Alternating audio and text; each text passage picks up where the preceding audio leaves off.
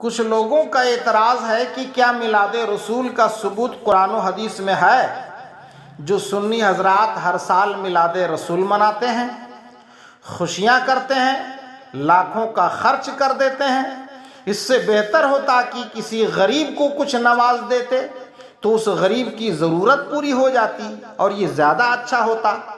حضرات، سب سے پہلے میں یہ بتانا چاہوں گا کہ میلاد رسول کے ثبوت کے لیے ہمارے علماء کرام و فقہائے اعظام نے سینکڑوں نہیں ہزاروں کتابیں لکھی ہیں، مگر گر نبیند بروزے شپ رہے چشمہ آفتاب رچے گناہ، اگر چمگادڑ دین کے وقت میں نہیں دیکھتی تو اس میں سورج کا کیا قصور ہے؟ جو لوگ میلاد رسول کے خرچ پر اعتراض کرتے ہیں وہ صرف میلاد رسول پر ہی کیوں؟ انہیں غریب یاد آتے ہیں تو صرف میلاد رسول پر ہی کیوں؟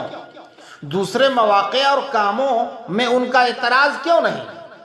اس موقع پر وہ غریب کا خیال کیوں نہیں کرتے؟ دراصل بات یہ ہے کہ ان کے دلوں میں عداوت بھری ہوئی ہے، وہ نہیں چاہتے کہ ذکر رسول ہو۔ اسی لیے میرے اعلیٰ حضرت امام احمد رضا خان محدث بریلوی علیہ رحمت و رضوان ارشاد فرماتے ہیں، ذکر روکے فضل کاٹے نقص کے جویاں رہے، ذکر روکے فضل کاٹے نقص کے جویاں رہے، پھر کہے مردک کی ہوں امت رسول اللہ کی۔ اللہ اکبر۔ دیکھیے، ہر سال جشن سعودیہ منایا جاتا ہے جس کا قرآن و حدیث میں کوئی ثبوت نہیں ہے، پھر بھی اس پر کوئی اعتراض نہیں کرتا۔ ہر سال غسل خانہ کعبہ ہوتا ہے، کیا اس کا قرآن و حدیث میں کوئی ثبوت ہے؟ نہیں، پھر اس پر اعتراض کیوں نہیں؟ ہر سال غلاف کعبہ تبدیل کیا جاتا ہے، کیا اس کا ثبوت قرآن و حدیث میں ہے؟ نہیں، پھر اس پر اعتراض کیوں نہیں؟ غلاف کعبہ پر آیت لکھی جاتی ہے، اس کا ثبوت قرآن و حدیث میں نہیں، مگر اس پر کوئی اعتراض نہیں کرتا۔ مکہ مکرمہ اور مدینہ منورہ میں تہجد کی اذان ہوتی ہے، چلیے اس کا ثبوت قرآن و حدیث میں دکھا دیجئے، ہے ثبوت؟ نہیں، پھر اس پر اعتراض کیوں نہیں؟ مدارس میں ہر سال ختم بخاری ہوتا ہے، اس کا ثبوت قرآن و حدیث میں نہیں، اس پر اعتراض کیوں نہیں کرتا؟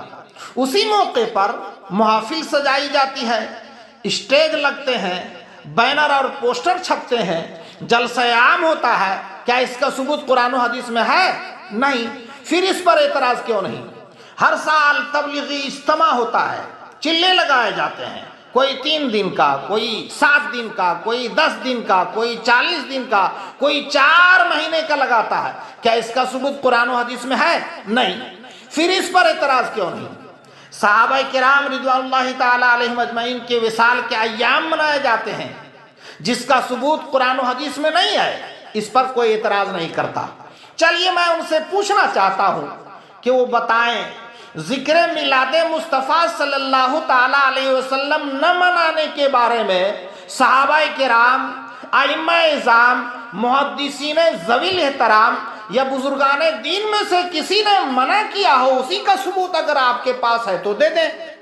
حضرات، انہیں شادی کے موقع پر اور ولیمہ کی تقریب میں غریب یاد نہیں آتے، انہیں نہایت قیمتی کار کی سواری اور بنگلہ کی رہائش پر غریب یاد نہیں آتے، انہیں مرغن غذائیں کھانے اور فلائٹ پر سفر کرنے کے موقع پر غریب یاد نہیں آتے، لیکن جیسے ہی میلاد النبی صلی اللہ تعالی علیہ وسلم منانے کی بات آ جاتی ہے، سارے نام نہاد مفتی دین کے ٹھیکیدار کو غریب یاد آ جاتے ہیں، وہ کھڑے ہو جاتے ہیں اور شرک و بدعت کا شور الاپنا شروع کر دیتے ہیں۔ آخر کیوں؟